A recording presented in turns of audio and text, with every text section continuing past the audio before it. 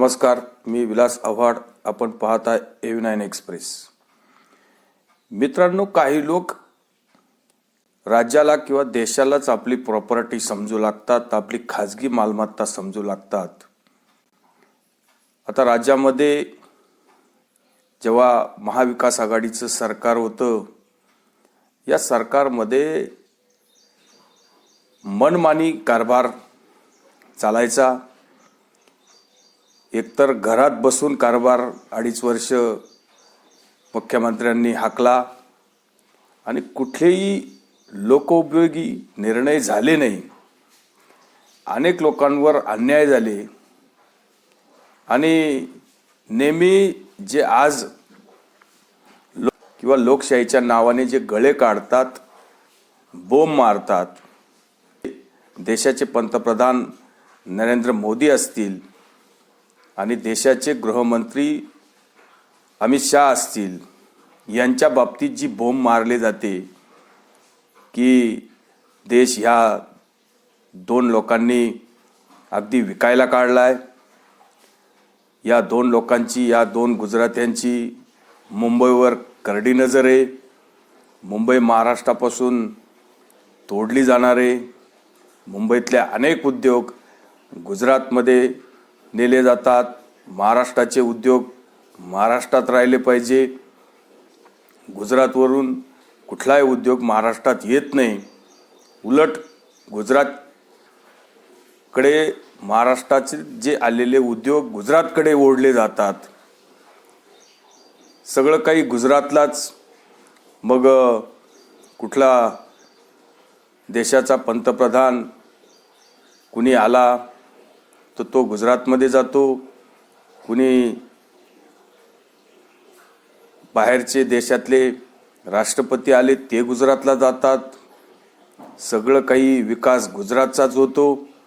अशा प्रकारची एक आपण गैरसमज म्हणा किंवा टीका टिप्पण्या म्हणा किंवा देशाच्या पंतप्रधानांना किंवा देशाच्या सरकारला बदनाम करण्याचं एक षड्यंत्र म्हणा. आता तो त्यांचा अधिकार आहे. राजकारण्यांनी टीका करायचीच असते, पण नेहमीच एखादी गोष्टची टिमकी मिरवायची. गुजरात हे राज्य भारतातच आहे आणि गुजरातचा विकास झाला तरी आपल्या देशाचाच विकास होईल, हे बाकी लोकांना त्यांनी कधीच सांगायचं नाही. आणि महाराष्ट्र आणि मुंबईला महाराष्ट्रामधून कोणीच तोडू शकत नाही, ही गोष्ट त्यांना सुद्धा माहिती आहे. पण परत त्या गोष्टी बोलायच्या, त्याच गोष्टी बोलून लोकांना फक्त काहीतरी गैरसमज निर्माण करायचे आणि लोकांचे माथे भडकवायचे, एवढाच यांचा उद्योग चालू असतो. आणि हे स्वतःचा पक्ष किंवा स्वतःचं जे काही आहे, स्वतःलाच महाराष्ट्र समजू लागतात. स्वतःचा पक्ष म्हणजे महाराष्ट्र आहे असं समजतात. किंवा आमच्या पक्षाचं वाटोळं झालं म्हणजे महाराष्ट्राचं नुकसान होईल, अशी यांची जी भावना असते. आणि नेहमी टोकाची टीका, अतिशय विखारी टीका करायची, अतिशय वाईट घाणघाणच बोलायचं, अशी यांची जी मनोवृत्ती आहे. मग ज्या पद्धतीने तुम्ही सारखं जे काही बोंब मारतात की हे इकडे गेलं, हे ते तिकडे गेलं, गुजरातला गेलं, महाराष्ट्राला आलं नाही, तर मग आता 2 दिवसापूर्वी लोकसभेचे अध्यक्ष यांनी आपल्या महाराष्ट्राच्या विधानसभेच्या अध्यक्षांना केंद्रीय पक्षांतर बंदी विरोधी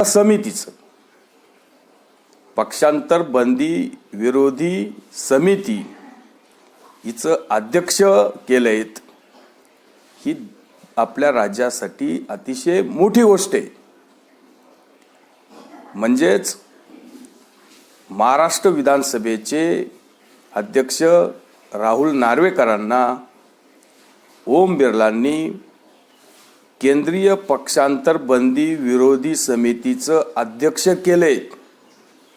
ही समिती ऑल इंडिया आहेत, अख्ख्या भारताची समिती आहे आणि ह्या राज्यासाठी खूप मोठा आनंद आहे की एक आपला महाराष्ट्राचे विधानसभेचे अध्यक्ष पूर्ण केंद्रीय पक्षांतर बंदी विरोधी समितीचे चेअरमन झाले, अध्यक्ष झाले. तर साधं विरोधी पक्षाने, महाराष्ट्रातल्या विरोधी पक्षाने, मग शरद पवार असतील किंवा उबाटा सेनेचे प्रमुख उद्धव ठाकरे असतील किंवा आदित्य ठाकरे असतील, नाना पटोले असतील, अशोक चव्हाण असतील, सुप्रियाताई सुळे असतील, यांनी साधं एक ट्विट करून सुद्धा राहुल नार्वेकरांचं अभिनंदन केलं नाही, त्यांचं कौतुक केलं नाही किंवा त्यांना शुभेच्छा सुद्धा साध्या दिल्या नाही. फक्त देशाच्या पंतप्रधानांच्या बाबतीत गरळ ओकायची, मुंबई महाराष्ट्रापासून तोडणारे असं लोकांना भडकवायचं आणि मग जेव्हा आपल्या महाराष्ट्राच्या विधानसभेच्या अध्यक्षांची इतकी मोठी निवड झाली आणि ती पण लोकसभेच्या अध्यक्षांनी केली, हा बहुमान महाराष्ट्राला मिळाला आहे. मग महाराष्ट्राच्या या आपल्या विधानसभा अध्यक्षांचा बहुमान आपण वाढवला पाहिजे. आपण त्यामध्ये कुठं कमी पडतोय का? अगदी सर्वांनी त्या गोष्टीचं कौतुक केले. फडणवीसांनी केले, मुख्यमंत्र्यांनी केले, अजित पवारांनी केले. बाकी उद्धव ठाकरेंनी किंवा शरद पवारांनी, सुप्रिया सुळेंनी किंवा काँग्रेसचे जे कोणी बाळासाहेब थोरात असतील, अशोक चव्हाण असतील, पृथ्वीराज चव्हाण असतील, यांनी ब्रश शब्द सुद्धा काढला नाही. उलट उद्धव ठाकरेंनी असं म्हटलं की ही तर लोकशाहीची हत्या झाली, हा तर लोकशाहीचा गळाच दाबला आणि असं असेल तर मग देशामध्ये लोकशाही कशी नांदेल. आणि शिल्लक राष्ट्रवादीचे मोठे नेते जितेंद्र आव्हाड यांनी असं म्हटलं की जी निवड राहुल नार्वेकरांची पक्षांतर बंदी विरोधी समितीवर अध्यक्ष म्हणून झाली, ही मोठी एक शोकांतिका आहे म्हणून. तर यांच्या दृष्टीने महाराष्ट्राच्या विधानसभेच्या अध्यक्षांची निवड केंद्रीय समितीवर झाली, ही यांच्या दृष्टीने शोक सभा आहे. कारण उद्धव ठाकरेंचा पक्ष आणि आता जात्यातून भरडून पीठ होऊन गेला, साफ झाला. आणि राष्ट्रवादी शिल्लक ही पण आता एकदम जात्यातून साफ होऊन जाईल, ही गोष्ट यांना माहिती आहे. आणि कायद्याच्या कसोटीत बसणारे काही निर्णय राहुल नार्वेकरांनी घेतले, त्याला यांनी खरं तर सुप्रीम कोर्टामध्ये चॅलेंज करायला पाहिजे. जर त्यांचं काही चुकलं असेल, जर त्यांनी काही निर्णय हेतू पुरस्कर जर आपल्या विरोधात दिले असतील, तर त्याला चांगले चांगले वकील द्या. राहुल नार्वेकरांनी जर चुकीचे निर्णय असं वाटत असेल की त्याच्यामुळं आपल्या पक्षाचं नुकसान झाले किंवा आपल्या उद्याच्या येणाऱ्या भवितव्यावर, भविष्यावर त्याचा परिणाम होणार आहे, तर आपण त्या संबंधी सर्वोच्च न्यायालयामध्ये दाद मागू शकतात. ही न्यायालयीन प्रक्रिया आहे. पण आपल्याकडं त्या संबंधी कुठलेही पुरावे नाही. आणि राहुल नार्वेकरांनी बाकी सर्वोच्च न्यायालयामध्ये किंवा सर्वोच्च न्यायालयाने दिलेल्या गाईडलाईन प्रमाणे जे काही उबाटा सेनेच्या बाबतीत निकाल दिलेत किंवा त्यांनी जे काही म्हटलं की ही शिवसेना शिंदेंचीच आणि पात्र अपात्रतेच्या बाबतीत जे काय निकाल घेतले ते त्यांनी कायद्याच्या चौकटीत बसून घेतलेले आहेत. तुम्हाला असं वाटत असेल तर तुम्ही न्यायालयात जा.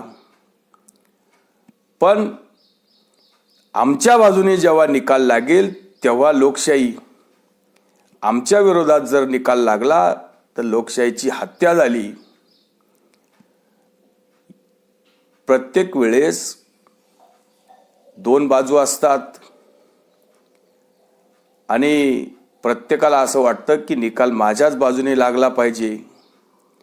पण निकाल हा निकाल असतो. निकाल कोणाच्या बाजूने लागत नसतो. निकाल हा सत्याच्या बाजूने लागत असतो आणि सत्य जी बाजू मांडेल, ज्या बाजूने सत्य असेल, ज्या बाजूने भरभक्कम असे पुरावे असतील, त्या बाजूने निकाल लागत असतो. ही गोष्ट अगदी सर्वांना माहिती आहे. पण आता जनतेला सांगताना काय सांगणार की आम्ही आमच्या पक्षाचं वाटोळं आम्ही आमच्या हाताने करून घेतलंय असं सांगितलं तर लोक यांच्या तोंडामध्ये शेण घालतील. म्हणून फक्त मग भारतीय जनता पार्टी याच्यामध्ये कसं राजकारण करते, नरेंद्र मोदी कसे तानाशाह आहे किंवा अमित शहा कसे लोकशाहीची हत्या करतात, ते राहुल नार्वेकरांनी कसं लोकतंत्र खतऱ्यात घातलं, ते फक्त सांगायची एक पद्धत असते. नाही सांगितलं तर लोक म्हणतील यांना पक्ष चालवता येत नाही, यांना पार्टी चालवता येत नाही.